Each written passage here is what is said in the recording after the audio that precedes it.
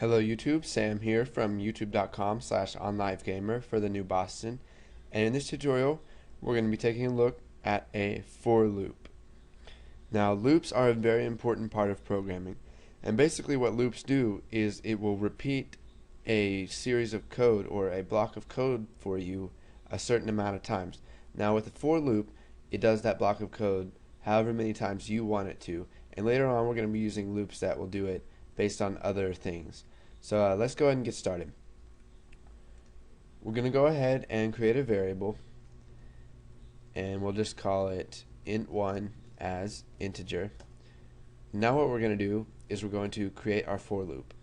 So we're going to start off by using the keyword for, and we're going to specify int1, and we're going to set int1 equal to something because it isn't equal to anything yet. And so now we're going to start for 1, and then we're going to use the keyword to, and let's just do 20.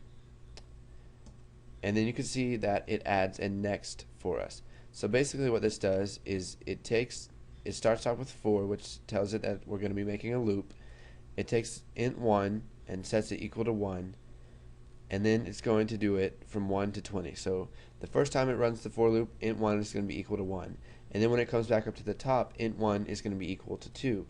And then 3, and then 4, and so on and so forth. So int1 is going to go all the way up to 20, and then once it hits 20, it'll run the code, the for loop one more time, and then once it's equal to 21, it's not going to do the for loop again. So to demonstrate this, I will just type console.writeLine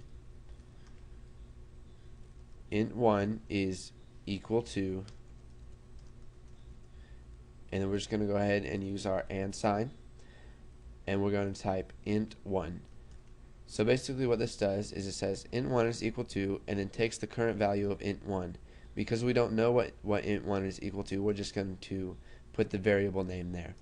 So now we're going to do console.readLine, and if we run this,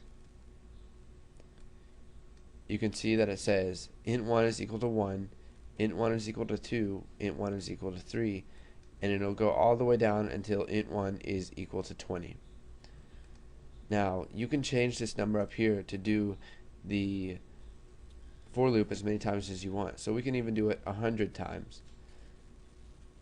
And you can see that it has 100 lines right here. And it starts off with 1 and goes all the way up to 100. But here's one thing that will invalidate our for loop and keep it from running. So if we start out with int1 equals 1, and then we go to -1, you can see that it won't print out anything, because default for loops will count up one value.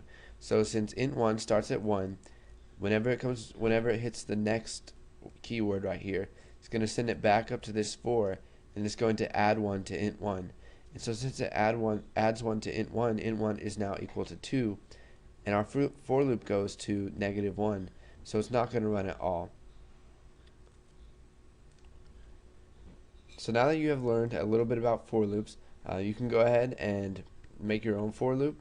They're very useful, and we're going to be using them a lot later on in programming.